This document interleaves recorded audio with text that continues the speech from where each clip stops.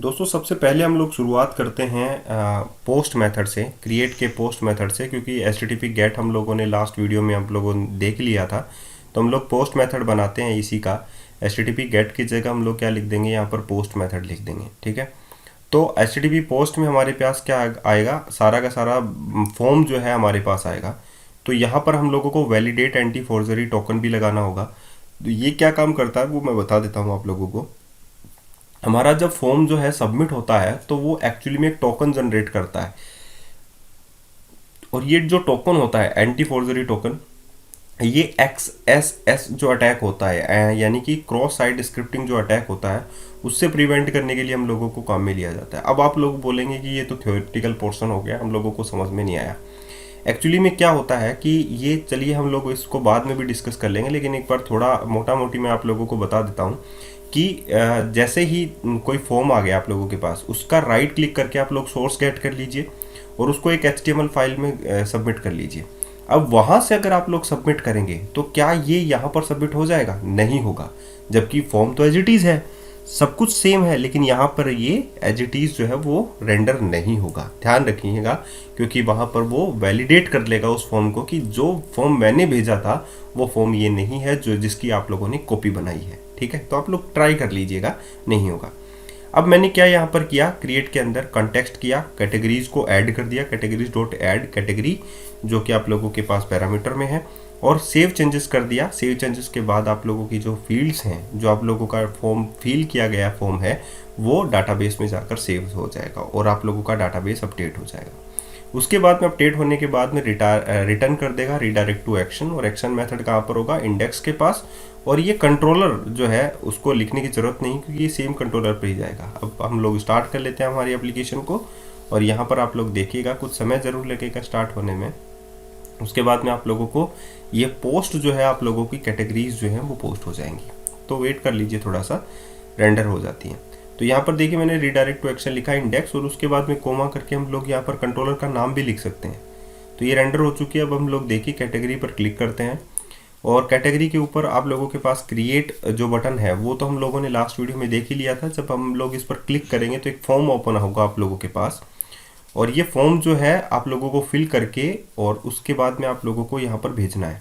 ठीक है, जैसे क्रिएट बटन पर क्लिक करना है।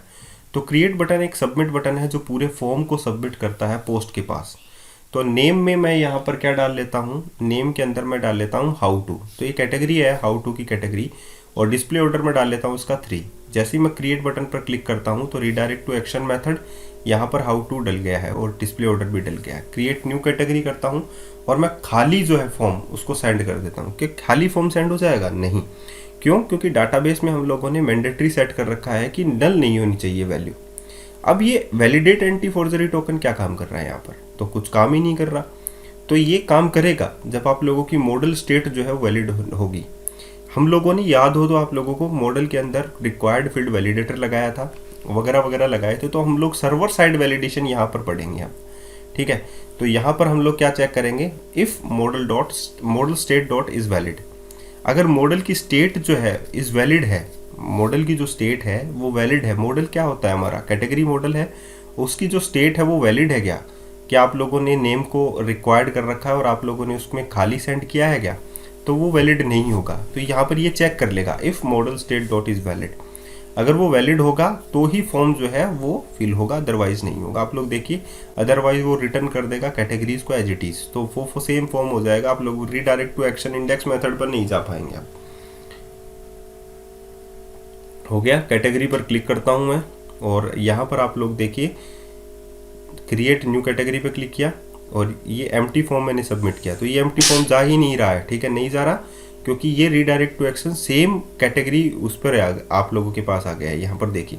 लेकिन फॉर्म रिफ्रेश हो रहा है, इसका मतलब सर्वर पर जा रही है रिक्वेस्ट हमारी। ठीक है, तो यहाँ पर कोई भी डाटा नहीं आया, तो इसका मतलब है कि हमारा model state dot is valid काम कर रहा है। ठीक है, मॉडल स्टेट वैलिड काम कर रहा है, लेकिन हम लोगों को कोई एरर मैसेज शो नहीं हो रहे हैं। अगर हम लोगों को कोई एरर मैसेज शो नहीं हो रहे तो हम लोगों को पता ही नहीं चलेगा कि एक्चुअली में क्या हो रहा है हमारे साथ। तो हम लोग क्या करेंगे, देखिए यहाँ पर रिक्वायर्ड फील्ड वैलिडेटर लगा हुआ है आप लोगों के पास। अब रिक्वायर्ड फील्ड वैलिडेटर आप लोगों के पास लगा हुआ है, आप लोगों को भी पता है, तो model state dot is valid यहाँ पर ये रोक देगा कि वैलिड तो नहीं है, इसीलिए रिटर्न व्यू कैटेगरी में चला जाएगा। तो वापस से आप लोग जो है सेम व्यू पर चले जाएंगे कैटेगरी वाले पे। तो अगर सेम व्यू पर जाते हैं तो वहाँ पर आप लोगों को वैलिडेशन भी दिखनी चाहिए कि कौन सी फील्ड जो है वैलिड है और कौन सी फील्ड इनवैलिड है। तो जैसे आप लोग एंगुलर में चेक करते हैं प्रिस्टीन है, डर्टी है, इनवैलिड है, वैलिड है, वैसे ही यहाँ पर भी आप लोगों के पास जो क्लासेस हैं वो डायरेक्टली आप लोगों के HTML पर लागू हो जाती हैं, अप्लाई हो जाती हैं। वो कौन सी क्लासेस हैं वो अभी मैं आप लोगों को बताऊंगा। देखिए, जब जैसे ही मैं कैटेगरी पे क्लिक करता हूँ तो कैटेगरी के पास आप लोगों के पास ऑप्शन आ जाएगा क्रिएट न्यू कैटेगरी का, उसको क्लिक करता हूँ और जैसे ही मैं एम्प्टी पर क्लिक करता हूँ तो ये डायरेक्टली यहाँ पर हिट कर जाएगा कि मॉडल की स्टेट वैलिड आई है या नहीं आई है। यहाँ पर हम लोग देखिए कि एरर काउंट भी हमारे पास 2 आए हैं, ठीक है, एरर काउंट 2 आए हैं, इसका मतलब क्या है, वैल्यू देख लेते हैं हम लोग उसकी, और रिजल्ट व्यू में जाकर हम लोग वैल्यू देखते हैं कि आप लोगों की जो सबकी है यानी कि नेम और डिस्प्ले ऑर्डर दोनों ही इनवैलिड है, ठीक है, वैलिड स्टेट जो है दोनों की इनवैलिड है। तो अगर यहाँ पर जो मॉडल स्टेट है इस वैलिड नहीं है, मतलब इनवैलिड है, इसका मतलब इनवैलिड को यहाँ पर मुझे डिस्प्ले भी करना होता है, और आप लोगों को पता है कि सर्वर साइड हिट होता है, और यहाँ पर अगर मैं सिर्फ एक दे देता हूँ और दूसरे को मैं हिट करता हूँ तो ये भी चेक कर लीजिए कि इनवैलिड और वैलिड क्या है। एक्चुअली में यहाँ पर शायद ये दोबारा से रिफ्रेश या रिस्टार्ट करना होता है इसको। हाँ यस, मॉडल स्टेट यहाँ पर 2 दिखा रहा है, इसका मतलब हम लोग इसको रिस्टार्ट कर लेते हैं सेव करके।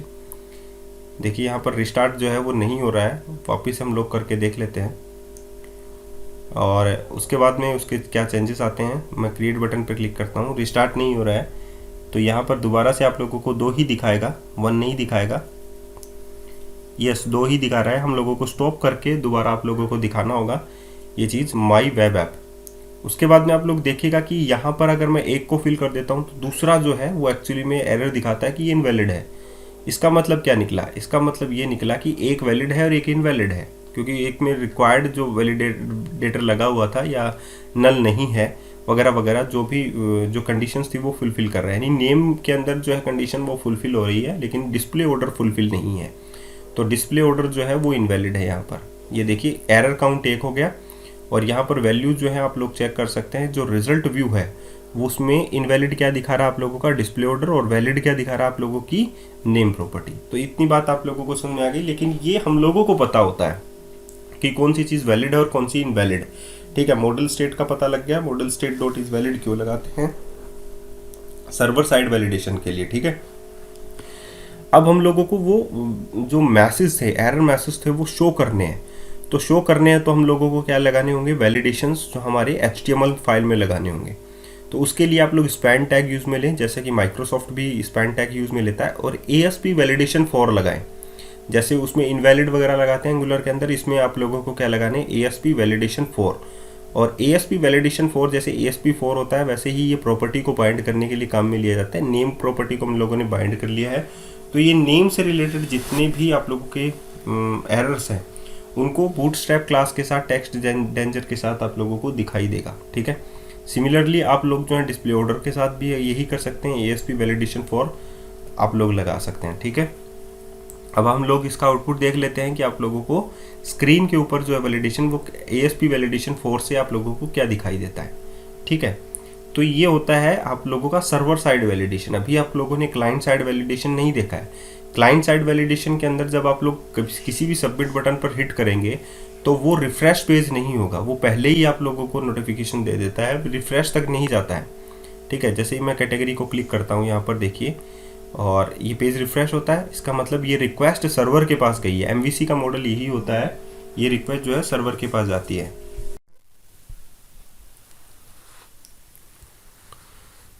तो ये जैसे ही मैंने कैटेगरी पे क्लिक किया, देखिए यहाँ पर ये जो है डिबगिंग पॉइंट मैंने क्रिएट कर रखा था, तो यहाँ पर model state dot is valid ये ऑप्शन हमारे पास आता है। जब हम लोग कंटिन्यू करते हैं तो ये जो एरर मैसेज है, the name field is required, the name field is required, दोनों में नेम ही कर दिया मैंने।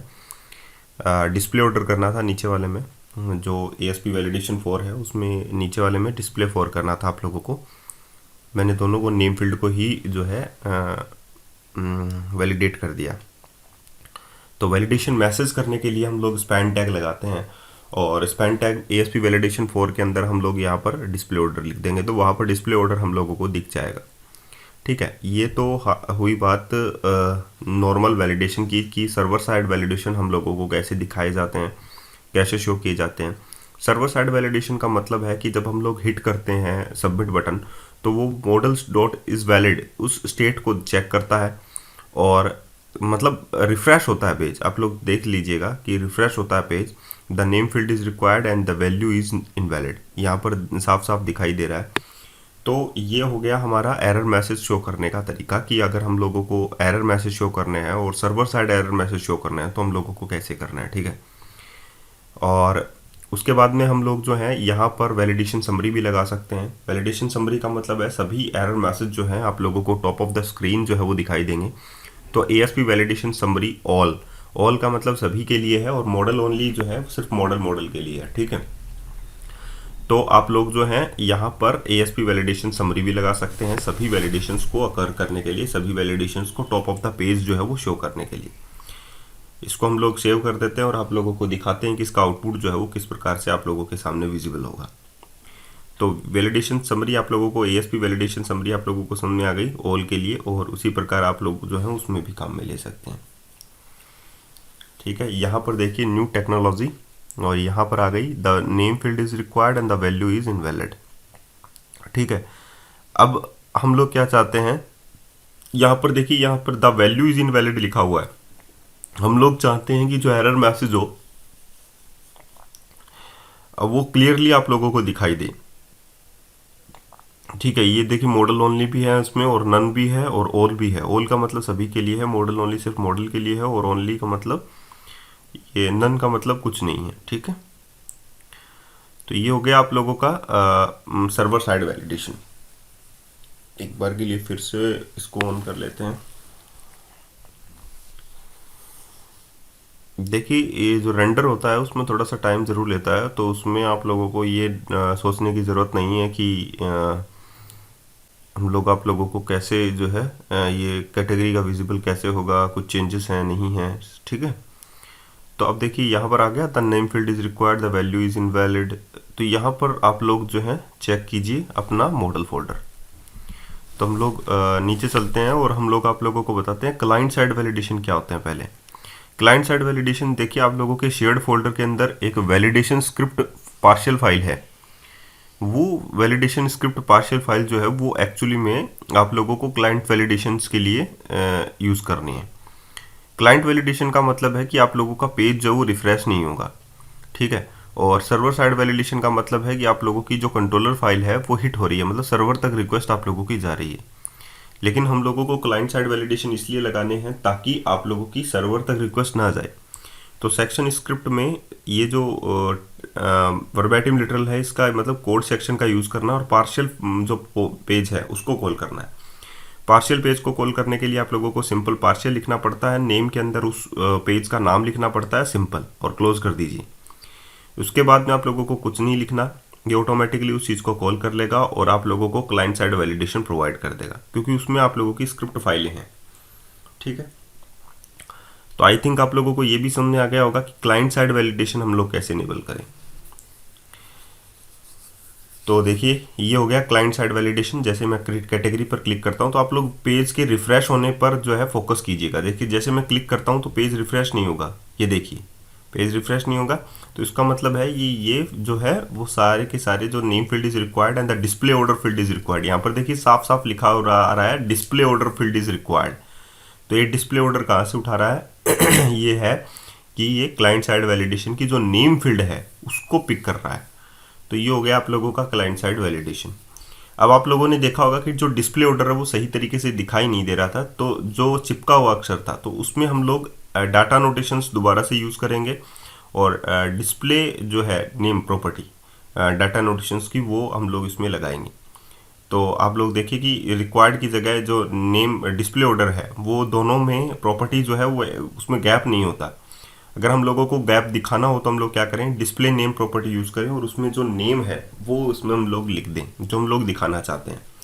तो ये डाटा नोटेशंस ही है जो सिस्टम डॉट कंपोनेंट मॉडल में आप लोगों को मिलता है, और इसमें हम लोग अगर ये लिख देते हैं कि डिस्प्ले नेम जो भी है आप लोगों का डिस्प्ले ऑर्डर, उसके बीच में देखिए मैंने गैप दे दिया, तो ये आप लोगों को गैप जो है वो एरर्स में दिखाई देगा।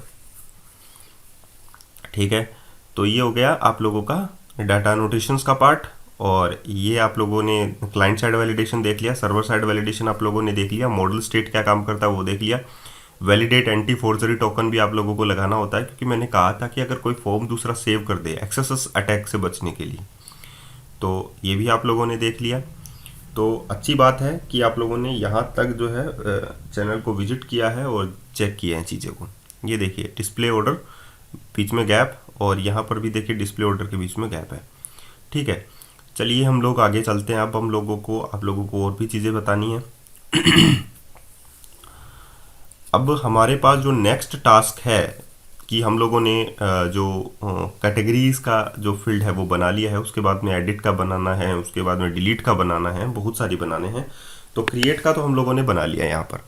अब इसी को हम लोग एडिट के लिए भी बना देते हैं, इसी को हम लोग डिलीट के लिए भी बना देते हैं। तो सबसे पहले एडिट के लिए बनाते हैं। जस्ट कॉपी किया और पेस्ट कर दिया, यहाँ पर क्रिएट की जगह एडिट लिख दिया। अब एडिट के अंदर होता क्या है, एडिट के अंदर होता है कि आईडी आती है हमारी, और आईडी के बेस पे डाटा जो है फैच किए जाते हैं डाटाबेस टेबल से। तो आईडी जो है नलेबल हम लोग यहाँ पर करेंगे कि नल हो सकती है। तो आईडी जो है हम लोगों ने यहाँ पर क्या बना दी, मेक इट एट नल। ठीक है, अब हम लोग यहाँ पर चेक कर लेंगे कि इफ़ आप लोगों की जो आईडी है वो नल नहीं है और जीरो नहीं है। अगर जीरो हुई और नल हुई तो वो नॉट फाउंड वाला एरर जो है आप लोगों के पास आ जाएगा। ID is double equals to null और ID is double equals to zero, अगर ऐसा कुछ है तो आप लोगों के पास नॉट फाउंड जो है वो रिटर्न हो जाए। ऐसा ही माइक्रोसॉफ्ट जो है वो आप लोग अपने कोड में करता है। तो यहाँ पर रिटर्न कर देते हैं हम नॉट फाउंड। आई थिंक आप लोगों को इसमें कोई प्रॉब्लम नहीं है। अब हम लोग क्या करेंगे, एल्स में यानी कि इफ़ के बाद में हम लोग आईडी को आईडी वाइज जो है डाटा निकाल लेंगे, एक डाटा निकालेंगे। एक डाटा को निकालने के लिए बहुत सारे ऑप्शंस आप लोगों के पास हैं। फर्स्ट और डिफ़ॉल्ट है, फर्स्ट है और सिंगल है, सिंगल और डिफ़ॉल्ट है। तो इसमें कुछ क्या होता है कि कुछ वैल्यू नल नहीं रिटर्न करती हैं, तो कुछ जो है रिटर्न कर देते हैं नल। नल रिटर्न करने का मतलब है कि ईजी है, चीज़ों को काम में लेना चाहिए। तो मैं फाइंड काम में लेता हूँ, तो आप लोग जो टूल टिप है उसको रीड कर सकते हैं। देन नल इज़ रिटर्न, देखिए यहाँ पर लिखा हुआ है, अगर वो नल मिलता है तो नल रिटर्न कर देता है। ठीक है, कुछ वैल्यू हैं जो एक्सेप्शन रिटर्न कर देती हैं, जैसे सिंगल है, सिंगल और डिफ़ॉल्ट फर्स्ट है और सिंगल है, ये सारी क्या करते हैं, एक्सेप्शन जनरेट कर देते हैं। तो एक्सेप्शन हम लोगों को नहीं चाहिए, हम लोगों को तो नल चाहिए। तो हम लोग फाइंड जो है वो इसमें यूज़ करेंगे, और फाइंड के अंदर हम लोग आईडी जो है वो प्रोवाइड कर देंगे। तो आईडी अगर मिलने से ही ये कैटेगरी जो है वो निकाल देगा जिसकी इसको ज़रूरत है, मतलब जिसकी आईडी यहाँ पर आती है उसकी जो है कैटेगरी वो निकाल देगा। तो उसको हम लोगों को एडिट करना है, उससे रिलेटेड डाटा जो है वो सारे के सारे निकाल देगा। तो आईडी हमारी प्राइमरी की है, तो उसी के बेसिस पे हम लोगों को डाटा निकालने होते हैं। अब हम लोगों के पास कैटेगरी में कुछ डाटा आएंगे, तो उसको भी हम लोग चेक करेंगे कि वो नल नहीं हो। अगर वो नल है तो नॉट फाउंड रिटर्न कर दे, अदरवाइज कैटेगरी को व्यू के अंदर सेंड कर दिया जाए। यही होता है, आप लोगों को पता है, नहीं पता तो आप लोग चेक कर लीजिए। देखिए if category is double equals to null, अगर नल है तो आप लोगों को नॉट फाउंड वाला रिटर्न फिर से हो जाए, रिटर्न नॉट फाउंड या बैड रिक्वेस्ट जो भी हो। बैड रिक्वेस्ट तो देखिए अलग होता है, 503 का होता है, और 501 इंटरनल सर्वर एरर है। और यहाँ पर अगर नल नहीं है तो वो मिल जाएगा उसको कैटेगरी। इतनी बात आप लोगों को समझ में आ गई, बढ़िया बात है। आगे चलते हैं।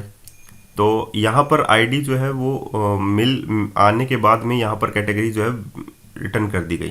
अब हम लोग क्या करते हैं, यहाँ पर व्यूज़ के अंदर आते हैं, और जो कैटेगरी वाला जो CSHTML पेज था यहाँ पर हम लोग जो है एडिट का भी जस्ट कॉपी पेस्ट कर देते हैं। तो कैटेगरी को 2 बार हम लोगों ने कॉपी किया और पेस्ट कर दिया, तो 2 बार हो गया कॉपी क्रिएट वाला। इसका नेम हम लोग अब चेंज कर देते हैं, इसको नाम हम लग रख देते हैं एडिट। तो ये एडिट का CSHTML पार्ट आप लोगों ने देख लिया कि गेट सेक्शन हम लोगों ने तैयार किया। एज इट इज़ आप लोगों का वही होता है, ठीक है, सिर्फ नेम चेंज होता है। जैसे क्रिएट में हो गया तो यहाँ पर हम लोग एडिट कर देते हैं, अपडेट कर देते हैं, ठीक है। उसके बाद में यहाँ पर आप लोग देखिए कि आप और क्या चेंज करना है, जैसे एडिट कैटेगरी यहाँ पर हम लोग कर देते हैं, ठीक है। नाम और तो क्या चेंज करें, अपडेट कैटेगरी कर देते हैं, कुछ भी कर देते हैं। वो तो आप लोगों की वो है कि आप लोगों को सिर्फ टेक्सचुअल जो वैल्यूज़ हैं वो चेंज करनी है। तो ये देखिए आज इट इज़, बाकी सारा का सारा कुछ सब कुछ जो है वो सेम रहेगा आप लोगों का, ठीक है।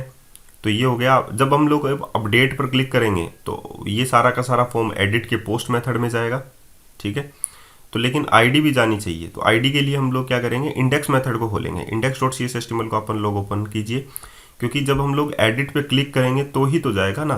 तो एडिट है कहाँ पे, तो उसके लिए इंडेक्स में बनाएंगे हम लोग, क्योंकि लिस्ट वहीं पर है हमारी। तो इसमें एक टीडी बना लिया, इसमें हम लोग टीएच बना लिया, उसमें एक्शन मैंने लिख दिया। यहाँ पर हम लोगों को एक एडिट बटन चाहिए, ठीक है। रोल ग्रुप में कर देते हैं हम लोग। ये सारा सब कुछ जो है कोड करने का तरीका होता है, और सब चीज़ों को हम लोगों को समझना चाहिए। अब हम लोग यहाँ पर क्या कर लेते हैं, यहाँ पर हम लोग आइकॉन यूज़ कर लेते हैं एडिट का और डिलीट का, बस और कुछ नहीं करेंगे। अगर हम लोग इन फ्यूचर में टूल टिप दिखाना चाहेंगे तो टूल टिप भी हम लोग दिखा सकते हैं। तो आप लोगों को पता है गेट बूटस्ट्रैप जो चीज़ें हैं उस पर हम लोग देख लेते हैं। और यहाँ पर देखिए आइकॉन है, और आइकॉन को हम लोग सेलेक्ट कर लेते हैं। और इसमें आप लोग देखिए कि यहाँ पर मैं एडिट पर क्लिक करता हूँ, तो एडिट के पास हमारे पास पेंसिल वाला जो स्क्वायर बॉक्स में आता है वही एडिट का होता है, पेंसिल स्क्वायर जिसको हम लोग बोलेंगे। यहाँ पर एडिट राइट, ये कुछ ऐसा लिखा हुआ है इसमें भी।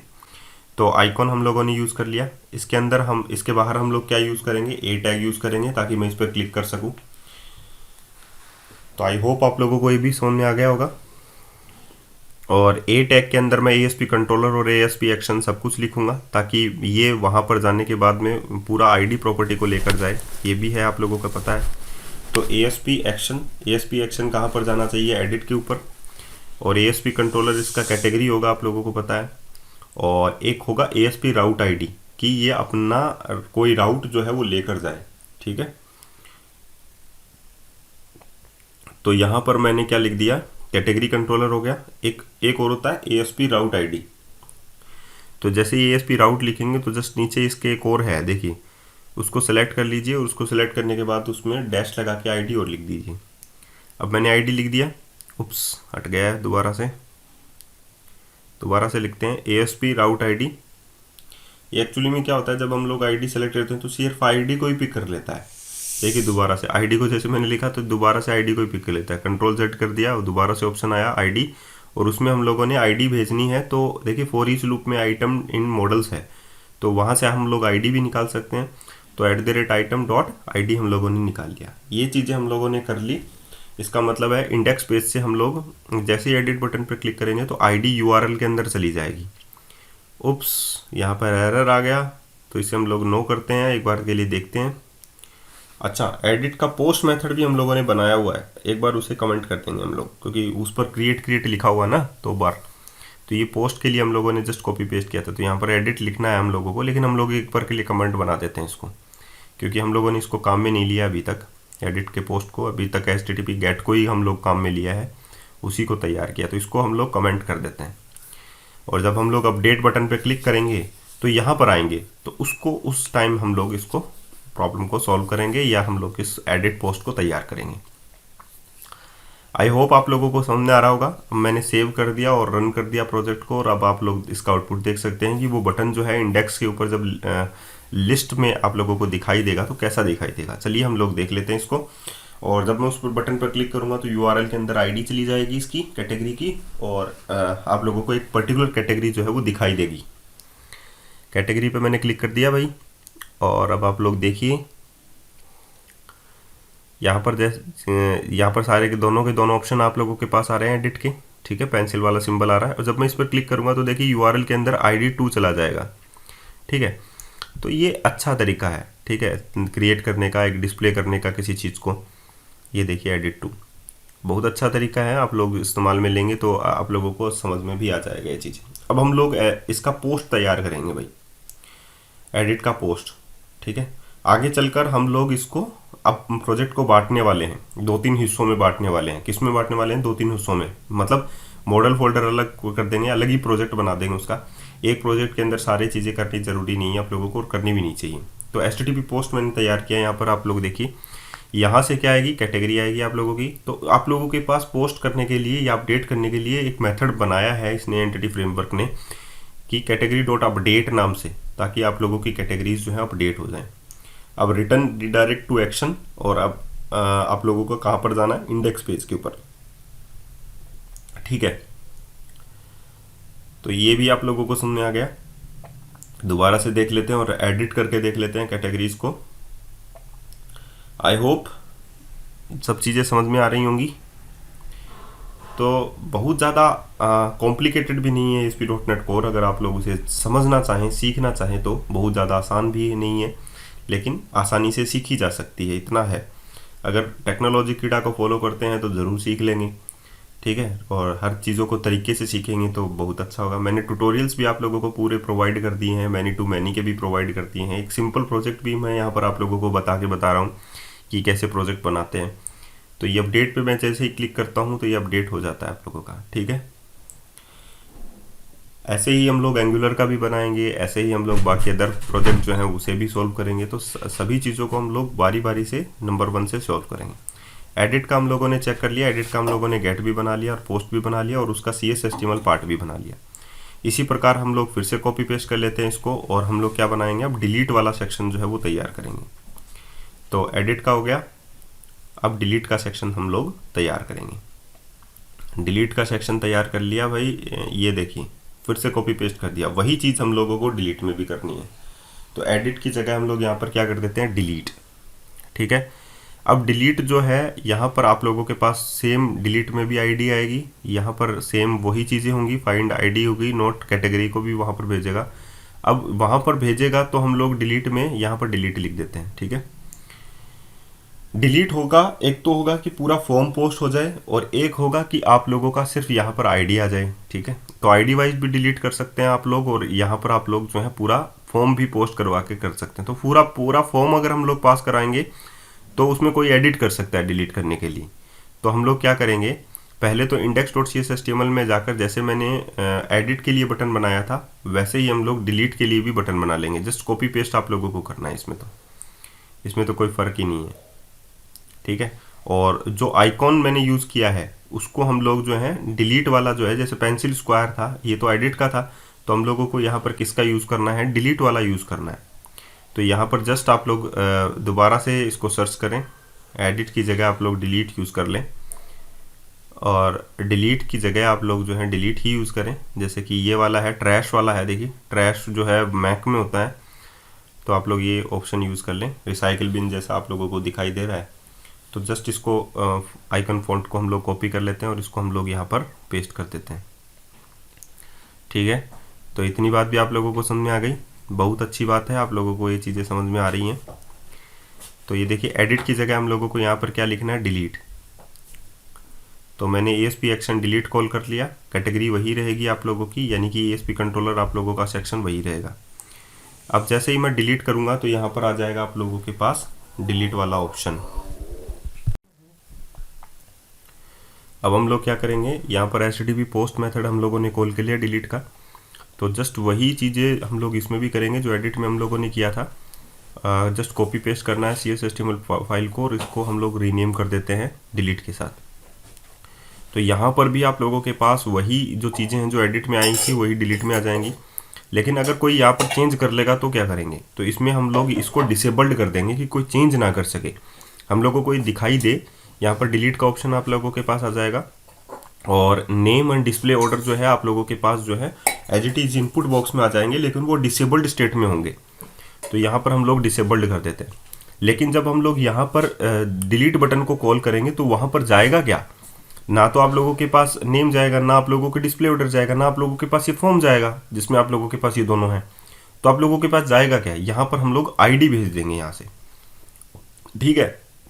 तो ID हम लोग भेज देंगे, तो इसके लिए हम लोग इनपुट टाइप इक्वल्स टू क्या कर देंगे, input type equals to hidden कर देंगे उसका, कि आप लोगों को ID दिखाई नहीं दे लेकिन एक्चुअल में ID हो, ठीक है।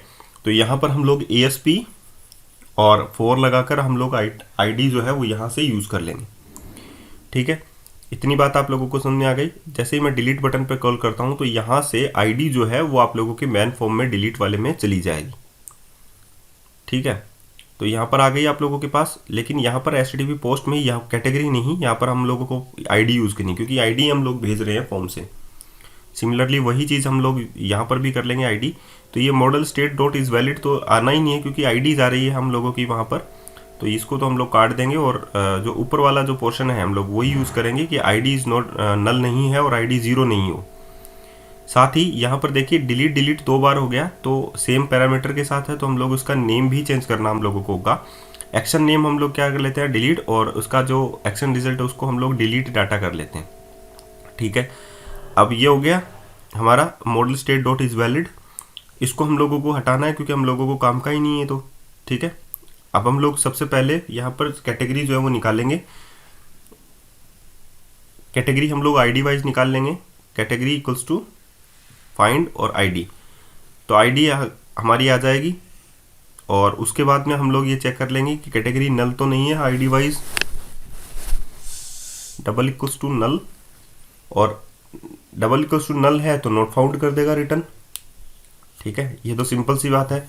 इसी प्रकार हम लोग ये डिलीट तैयार कर रहे हैं, डिलीट का पोस्ट। ठीक है, और उसके बाद में हम लोगों को प्रॉपर एरर मैसेज भी दिखाने होंगे अगर डिलीट कर दिया तो उसके लिए हम लोग क्या यूज में लेंगे वो देख लीजिएगा। तो ये करंट ऑपरेशन जो है मैंने एक मॉडल के ऊपर आप लोगों को करके बता दिया है। सिंपल सा करंट ऑपरेशन जो है वो आप लोगों को समझ में आ गया होगा। कैटेगरी डॉट रिमूव यूज करते हैं, उसके लिए अपडेट यूज करते हैं, तो इसके लिए हम लोग रिमूव यूज करते हैं। ठीक है, सेव चेंजेस हम लोगों ने, सेव चेंजेस में सेव्ड चेंजेस हो गए, तो सेव चेंजेस होता है। एक बार के लिए दोबारा से हम लोग देखिए दिखा देते हैं आप लोगों को। कोई मेथड है, कौन सा मेथड हम वो देख लेते हैं प्रॉपर। यहाँ पर देखिए सेव चेंजेस है, सेव्ड चेंजेस तो इवेंट है हमारे पास, तो सेव चेंजेस हो गया मेथड। ओके, तो ये बात भी आप लोगों को समझ में आ गई। चलिए इसको हम लोग सब कुछ डाटा सही है। एक्शन नेम जो है डिलीट को ही कॉल करेगा, लेकिन जब सबमिट बटन है तो वो पोस्ट को ही कॉल करेगा, कभी भी गेट को कॉल नहीं करता सबमिट बटन। ठीक है, तो सारी चीज़ें सही हैं। चलिए रन कर लेते हैं प्रोजेक्ट को, और आप लोगों को आउटपुट जो है वो आप लोगों के अकॉर्डिंग जो है हम लोग दिखा भी देंगे। ठीक है,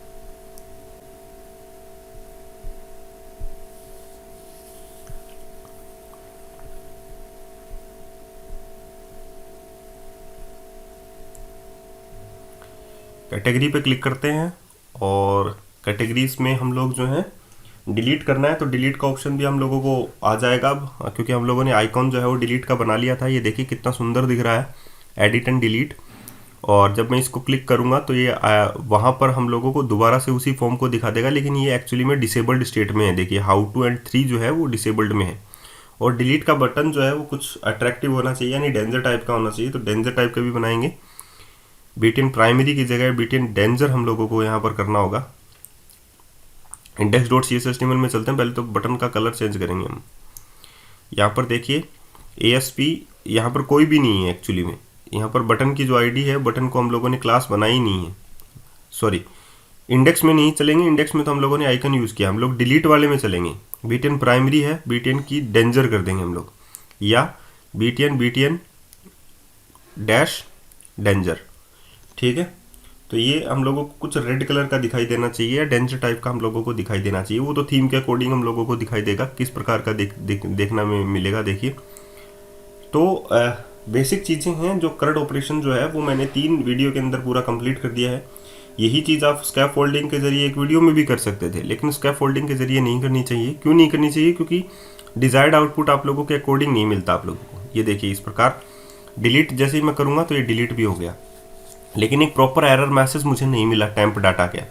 अब मैं यहाँ पर फिर से टेम्प डाटा को मैंने जिक्र ले लिया। टेम्प डाटा ही हम लोग यहाँ पर यूज़ क्यों लेंगे? व्यू बैक भी होता है, टेम्प डाटा भी होता है, लेकिन टेम्प डाटा क्या होता है, एक सिंगल रिक्वेस्ट पर ही काम करता है। दोबारा जैसे ही रिक्वेस्ट आई तो वो वहाँ पर डिसमिस हो जाता है, यानी कि काम नहीं करता है। तो हम लोग यहाँ पर टेम्प डाटा ही यूज़ में लेंगे। टेम्प डाटा क्या काम करेगा? एक रिक्वेस्ट के लिए ही काम करता है, दूसरी रिक्वेस्ट जैसे ही आती है तो उसमें से डाटा जो है वो चले जाते हैं। ठीक है, लेकिन व्यू बैग में ऑब्जेक्ट में डाटा रहते हैं, इसीलिए हम लोग वहाँ पर टेम्प डाटा ही यूज़ में लेंगे। और हम लोग सभी के जैसे ही कुछ चेंजेस हो जाता है तो यहाँ पर हम लोग लिख देंगे temp data success category created done, and इसको ही हम लोग कॉपी पेस्ट कर लेंगे टेम्प डाटा सक्सेस को ही, क्योंकि सभी में डिलीट वाला भी सक्सेस पे ही है और अपडेट वाला भी सक्सेस पे ही है, तो हम लोग जस्ट इसके बाद में इसको पेस्ट कर देंगे। ठीक है, temp data success category created done और अपडेटेड डन कर देते हैं यहाँ पर हम लोग। तो आई होप आप लोगों को समझ आ रहा होगा कि टेम्प डाटा, अभी मैं आप लोगों को एक एग्जांपल यहाँ पर लाइव देखने को ही मिल जाएगा आप लोगों को कि टेम्प डाटा यूज़ में क्यों लिया। व्यू बैक भी हम लोग यूज़ में ले सकते थे, लेकिन टेम्प डाटा का मतलब है जैसे ही यहाँ पर कैटेगरी हुई सक्सेस, वो इंडेक्स पेज पर जाएगा। इंडेक्स पेज पर हम लोगों को ये दिखाना है टेम्प डाटा की सक्सेस हो गया। लेकिन जब हम लोग रिफ्रेश करेंगे तो क्या वहां पर टेम्प डाटा हमेशा हम लोगों को नहीं मिलेगा? नहीं मिलेगा। क्यों? क्योंकि रिक्वेस्ट दूसरी बार चली गई। जैसे ये दूसरी बार रिक्वेस्ट जाएगी तो ये डिसमिस हो जाता है, इसमें से आइटम जो है वो डिसमिस हो जाता है। ये सिर्फ एक ही रिक्वेस्ट के लिए काम करता है, ठीक है। इसको तैयार ही सिर्फ एक रिक्वेस्ट के लिए किया गया है। तो डिलीटेड है, कैटेगरी सेव चेंजेस के बाद में डिलीट हो गया। अब हम लोग किसी क्रिएट पर चलते हैं। जैसे क्रिएट कैटेगरी हो गया, ठीक है। अब हम लोगों को क्या करना है, इफ हम लोग चेक करेंगे कि टेम्प डाटा के अंदर डाटा है या नहीं है। Temp data of success is not equal to null. अगर is not equal to null नहीं है तो हम लोग क्या कर दें, is not equal to null. Null नहीं है तो हमारा जो टेम्प डाटा है वो हम लोगों को शो होना चाहिए H2 के अंदर, ऊपर ऊपर हेडिंग के अंदर, ठीक है। तो हम लोग यहाँ पर टेम्प डाटा को ही हम लोग जो है कॉपी जस्ट पेस्ट कर देते हैं यहाँ पर, और हम लोग इसको आउटपुट में शो कर देते हैं।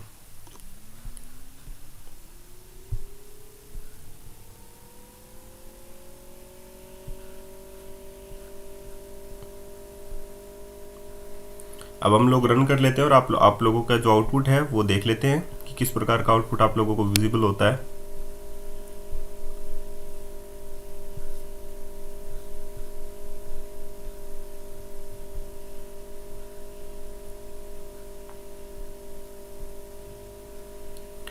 देखिए एक्चुअल में टेम्प डाटा जो है हम लोग यूज़ तो कर रहे हैं, लेकिन एट द रेट का यूज़ हम लोगों ने नहीं किया है, तो वो भी एक गलती है। दोबारा से हम लोगों को यूज़ करना ही पड़ेगा वो तो, क्यों अदरवाइज तो वो रिजल्ट हम लोगों के पास नहीं आएगा, ठीक है। कैटेगरी हम लोग कुछ डाल देते हैं और उसमें हम लोग जो है क्रिएट बटन पर जैसे ही क्लिक करेंगे तो क्रिएट के अंदर आना चाहिए हमारे पास ऑप्शंस की क्रिएट जो है वो सक्सेसफुली डन हो चुका है। अच्छा, मैं भी गलती कर रहा हूँ, सॉरी। मैंने क्या कर दिया, वो क्रिएट के अंदर डाल दिया, लेकिन ये दोबारा से कहाँ पर आ रहा है, इंडेक्स एक्शन मेथड के अंदर आ रहा है। अगर आप लोगों ने नोटिस किया हो तो वो कहाँ पर आ रहा है, इंडेक्स एक्शन मेथड के अंदर आ रहा है। तो ये देखिए कि हम लोग क्रिएट के अंदर कर रहे हैं। क्रिएट का तो हम लोगों को फॉर्म दिखाई देता है, लेकिन जैसे ही मैं क्रिएट बटन पे क्लिक कर देता हूँ तो ये कहाँ पर दिखाई देगा हम लोगों को, दोबारा इंडेक्स पे मैं चला जाता। तो इंडेक्स पे हम लोगों को ये index.cshtml फाइल पे हम लोगों को करना चाहिए, ना कि क्रिएट पे, ठीक है। फिर भी मैं यहाँ पर इसको तो हटा देता हूँ। अरे यार, ये तो पहले तो यहाँ से हटाकर यहाँ पर करना होगा, ठीक है। अब मैंने कोड को रन ही कर दिया है, तो हम लोग एक और कैटेगरी डाल लेते हैं। लेकिन एक्चुअल में ये create.cshtml पेज पर नहीं आएगा। आप लोग अगर ध्यान से देखें तो जैसे ही मैं क्लिक करूंगा तो ये रीडायरेक्ट टू एक्शन इंडेक्स पे आ जाएगा, यानी कि इस पेज पर। तो इस पेज जैसे मैं कैटेगरी को क्लिक करूंगा तो यहाँ पर एक्चुअली में ये आना चाहिए था, ठीक है। क्योंकि जैसे ही मैंने, देखिए सोचने की बात है कि जैसे ही मैंने यहाँ पर क्रिएट बटन पे क्लिक किया तो ये पोस्ट पर जाएगा, और पोस्ट पर क्लिक होने के बाद में इंडेक्स पर रिडायरेक्ट हो जाता है। ये देखिए इंडेक्स पर, तो यहाँ पर लिखा हुआ होना चाहिए यहाँ पर, ठीक है। और मैं कहाँ पर कर रहा हूँ, कैटेगरी वाले पेज पर कर रहा हूँ, क्रिएट वाले पेज पर, सॉरी। तो क्रिएट पर नहीं, वो चीज़ हाँ इंडेक्स पे होने चाहिए, क्योंकि सारे के सारे रिडायरेक्ट होकर इंडेक्स पे ही आ रहे हैं। तो अब हम लोग उसको चेंज करेंगे भाई, इंडेक्स पे आना चाहिए। तो जस्ट हटा दे, यहाँ से हटाने के बाद में इंडेक्स पे चलते हैं। तो index.cshtml को हम लोग ओपन करेंगे और यहाँ पर आप लोग जो हैं इसको चेक कर सकते हैं, यहाँ पर हम लोग इसको पेस्ट कर देंगे। अब हम लोग जो हैं क्या करेंगे, तो index.cshtml पर हम लोगों ने कर दिया, एक नई कैटेगरी डाल लेते हैं। कैटेगरीज को डिलीट कर देंगे, चाहे हम लोग कैटेगरी को अपडेट कर देंगे। ये सारा index.cshtml पे ही जाता है। तो अगर ये index.cshtml पे ही जाता है तो वहाँ पर आप लोगों को ये मैसेज जो है टेम्प डाटा के अंदर अगर कोई डाटा होगा सक्सेस के नाम से, उसमें कुछ होगा तो आप लोगों को ज़रूर दिखाई देगा, अदरवाइज आप लोगों को नहीं दिखाई देगा। लेकिन जैसे ही हम लोग पेज को रिफ्रेश कर देते हैं तो टेम्प डाटा से डाटा जो है वो रिमूव हो जाते हैं, वो हट जाते हैं। ईजिली आप लोगों को समझ में आ जाएगी बात। तो क्रिएट न्यू कैटेगरी हम लोग क्लिक करते हैं और यहाँ पर हम लोगों ने डाटा डाल दिया एजुकेशन। डिस्प्ले ऑर्डर हम लोगों ने डाल दिया 6 और जैसे ही मैं क्रिएट बटन पे क्लिक करता हूँ तो यहाँ पर आ गया, देखिए कैटेगरी क्रिएटेड डन। ठीक है, तो हो गया कैटेगरी क्रिएट जो है वो हो गई। अब डिलीट पर क्लिक करते हैं तो डिलीट का भी एक पेज वही ऑप्शन हम लोगों को दिखाई देगा, ये देखिए। और डिलीट बटन पर क्लिक करता हूँ तो कैटेगरी डिलीटेड डन ये भी आता है। तो ईजिली आप लोगों को समझ में आ गया।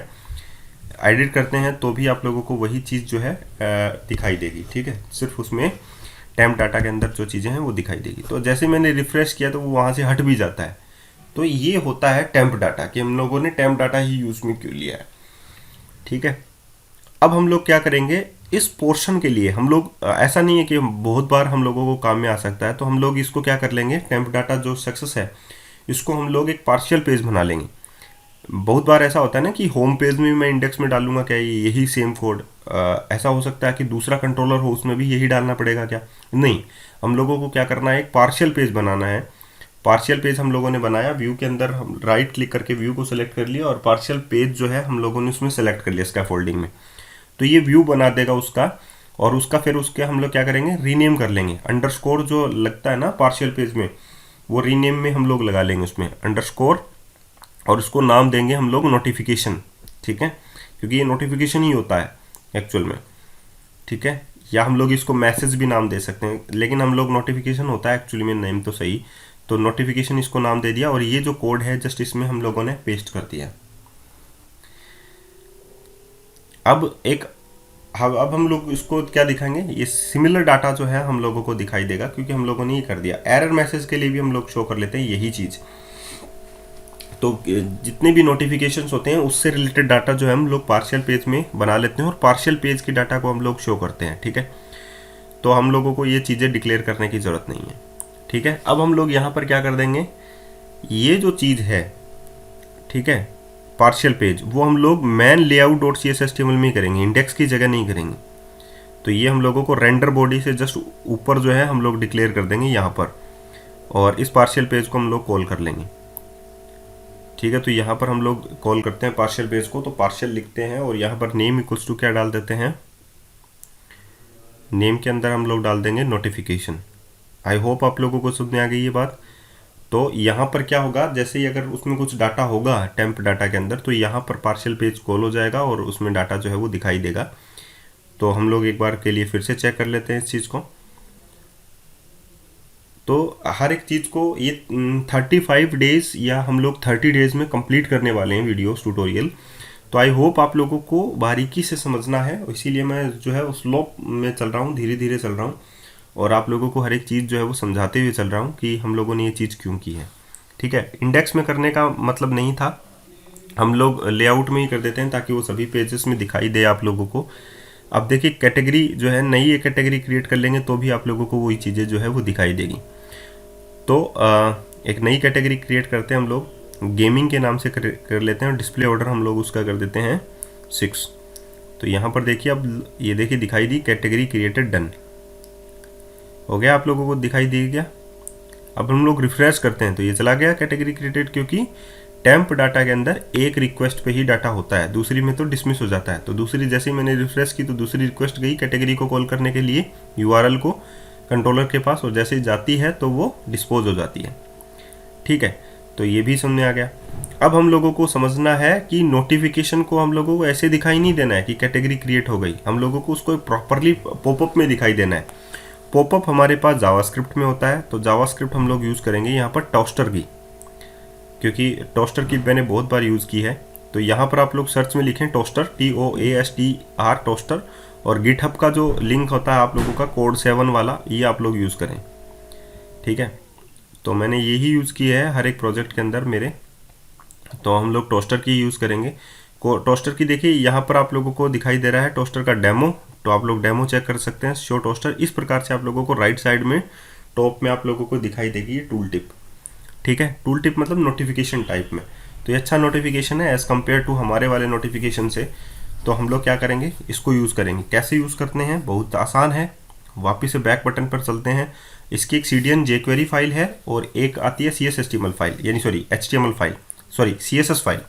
तो ये एक CSS फाइल है, इसको तो हम लोग उठाकर अपने लेआउट वाले में उठा कर रख देंगे, और एक जो JS फाइल है उसको हम लोग जो पार्शियल पेज बनाया उसमें रखेंगे। तो layout.css में हमने उठाया, और जो हमारी CSS फाइल थी site.css उसके जस्ट बाद में आप लोग रख सकते हैं। ठीक है, जस्ट कॉपी पेस्ट कर देना है। तो पेस्ट कर देना है तो कैसे करें भाई, पहले इसको कॉपी करना था मुझे लिंक वाले को। चलिए हम लोग पहले पेस्ट कर देते हैं, फिर आधा पोर्शन उसका सेलेक्ट करके उसको कर लेंगे ऐसे। तो मैं इसका आधा पोर्शन href और एक कोटेशन तक तो यूज़ कर लेता हूँ, डबल कोट तक, और मैं यहाँ पर इसको जस्ट पेस्ट कर देता हूँ। ये देखिए इजी सी चीज़ है, डबल कोट में बंद कर दूंगा इसको मैं, एक को बंद यहाँ से कर दिया। ये चीज़ है, देखिए कोई प्रॉब्लम नहीं है ना आप लोगों को, बहुत अच्छी बात है। हम लोगों ने href cdn.chess.cloudflare.com ये यूज़ कर लिया। अब हम लोगों ने CSS फाइल तो यहाँ पर यूज़ कर लिया, अब हम लोग स्क्रिप्ट फाइल यहाँ पर यूज़ करेंगे jQuery के साथ। तो अगर आप लोगों की jQuery जो है यहाँ पर नहीं अप्लाई होती है तो प्लीज़ jQuery को पहले आप लोग जस्ट कॉपी पेस्ट कर लीजिए। यहाँ से उठाते हैं यहाँ पर रखते हैं, तो यहाँ पर तो नहीं रखी जा रही, यहाँ पर नहीं रखी जा रही, तो हम लोगों को लिखना पड़ेगा मैन्युअली, हम लोगों को इसमें एंटर करनी पड़ेगी चीज़। तो चलिए हम लोग जल्दी से इसको एंटर कर लेते हैं, और ये हमारा लास्ट ऑप्शन है आज के वीडियो ट्यूटोरियल का। और इस वीडियो के बाद में हम लोग चलेंगे एंटायर आर्किटेक्चर के ऊपर। तो हम लोग इस प्रोजेक्ट को डिवाइड करेंगे एक्चुअली में, ठीक है, कुछ प्रोजेक्ट्स के अंदर डिवाइड करेंगे। तो ये वीडियो आप लोगों को कैसा लगा मुझे ज़रूर बताइएगा, और आई होप आप लोगों को अच्छा लगा हो। तो ऐसे ही वीडियो ट्यूटोरियल्स हम लोग आप लोगों के लिए बनाते रहेंगे।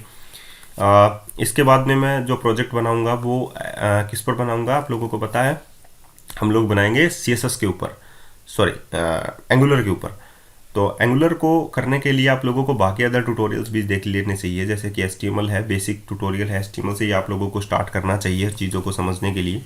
C# का कोड है, मैं C# का कंसोल विंडो भी आप लोगों के लिए बना रहा हूँ, बारीकी से बना रहा हूँ। तो C# के जो ट्यूटोरियल्स हैं वो भी आप लोग एक बार के लिए चेक कर लीजिए। ट्यूटोरियल्स चेक करने बहुत ज़्यादा ज़रूरी हैं। इससे पहले मैंने मैनी टू मैनी का पूरा जो डिस्क्रिप्शन है वो बताया हुआ है, और पूरा कोड भी बताया हुआ है। वो एक बार के लिए अगर आप लोग चेक कर लेंगे, पूरा वीडियो ट्यूटोरियल है 109 वीडियो है, 109 वीडियोज़ हैं।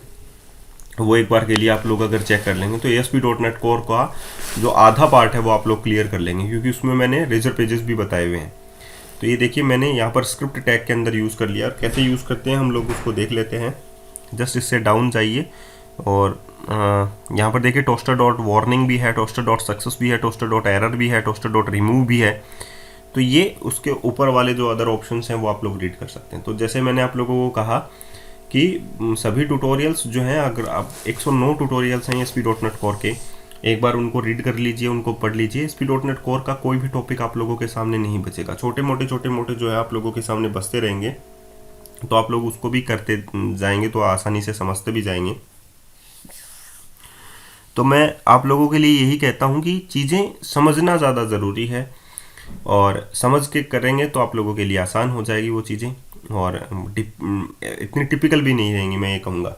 ठीक है, तो जैसे कि ये भी आप लोगों के सामने टिपिकल नहीं होगा, आप लोग जो हैं धीरे धीरे ही समझा रहा हूँ, कोई तेज नहीं चल रहा हूँ मैं, और ना ही कॉपी पेस्ट कहीं जो है वो चीज़ें हो रही हैं कि मैंने कहीं से जो है आप लोगों के लिए बनाया हो कोई प्रोजेक्ट, ऐसा नहीं है। मैट्रिमोनियल का प्रोजेक्ट था वो भी हम लोग क्लियर करेंगे, और ये प्रोजेक्ट है हम लोग इसको भी क्लियर करेंगे। इसमें एक प्रोजेक्ट लेंगे हम लोग, ताकि आप लोगों को और भी क्लियर वाइज जो है वो समझ में आए।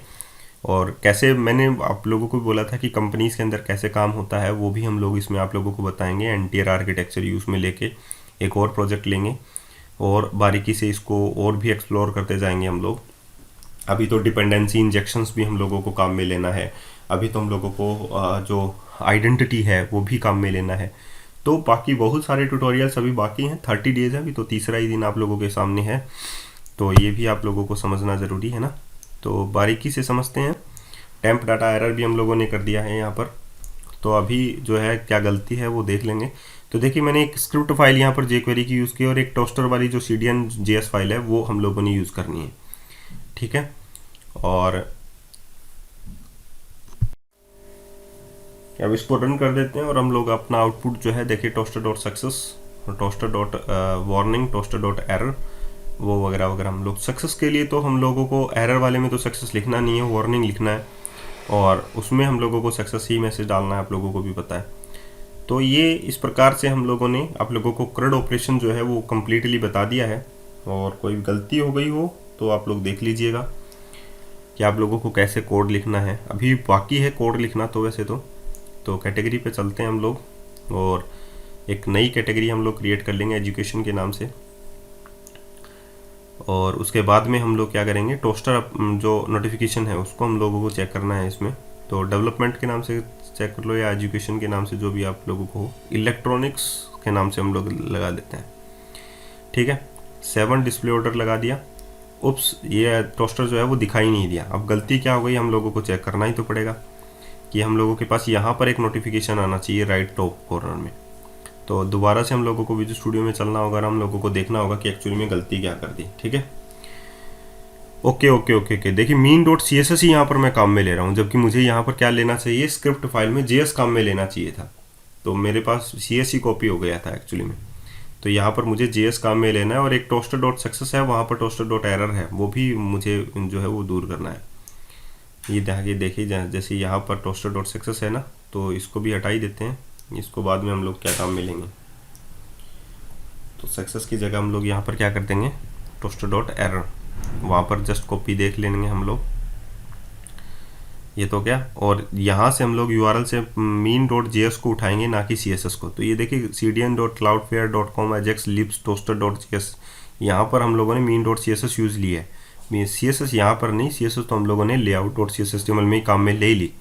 अब हम लोगों को कहाँ पर काम में लेनी है, ये यहाँ पर हम लोगों को JS लेनी है काम में। तो जस्ट ओपन करते हैं, दोबारा स्क्रॉल करते हैं ऊपर, और यहाँ पर देखिए cdn.js हम लोग काम में लेंगे। यहाँ पर ये रही, ये JS फाइल जो है हम लोगों को काम में लेनी है, ना कि CS फाइल। तो मिनीफाइड हम लोग काम में ले रहे हैं, और यहाँ पर इसको रिप्लेस कर देंगे उसके साथ, JS के साथ। तो जस्ट कॉपी यहाँ से ही हम लोग इसको कट कर देंगे, और यहाँ पर ही इसको हम लोग पेस्ट कर देंगे, ठीक है। JS फाइल हो गई। सिमिलरली हम लोग इसमें भी हम लोग JS फाइल ही यूज़ में लेंगे। और अब हम लोग आउटपुट देखेंगे कि हमारा आउटपुट जो है वो सही आ रहा है क्या। तो कैसा लगा वीडियो, अगर वीडियो अच्छा लगा हो तो प्लीज़ लाइक ज़रूर कीजिएगा, क्योंकि वीडियो को लाइक करना ज़रूरी है। और साथ में कमेंट करना ना भूलिए। अगर आप लोगों को कोई चीज़ें समझ में नहीं आती हैं तो कमेंट करना ना भूलिए। और साथ में अगर आप लोगों ने अभी तक सब्सक्राइब नहीं किया और अभी तक आप लोगों ने फॉलो नहीं किया है, मतलब आप लोगों ने इस वीडियो को शेयर नहीं किया है, वीडियो को शेयर करना भी आप लोगों के लिए ज़रूरी है, क्योंकि जब ज़्यादा लोग आएंगे तो आप लोगों को नए नए वीडियो जल्दी मिलते जाएंगे। ये भी आप लोगों के लिए एडवांटेजेस हैं। तो सब्सक्राइब कीजिए, लाइक कीजिए, और साथ में आप लोग जो हैं इस वीडियो को शेयर कीजिए, अपने व्हाट्सअप पे भी शेयर कीजिए, दूसरों को भी मोटिवेट कीजिए कि फ्री में कोर्स आप लोगों को मिलता है, हर चीज़ें आप लोगों को फ्री में यहाँ पर मिलेगी, ठीक है। तो क्रिएट न्यू कैटेगरी हम लोग कर लेते हैं, और अब आप लोगों को टोस्टर का जो राइट साइड का जो पॉपअप है वो भी आप लोगों को अब दिखाई देगा, ठीक है। जैसे डिस्प्ले ऑर्डर 8 हो गया, और अब हम देखिए, ये देखिए कैटेगरी क्रिएटेड डन। तो कितना अच्छा लग रहा है आप लोगों के लिए। आज के लिए इतना ही, फिर मिलते हैं नए वीडियो के साथ। धन्यवाद।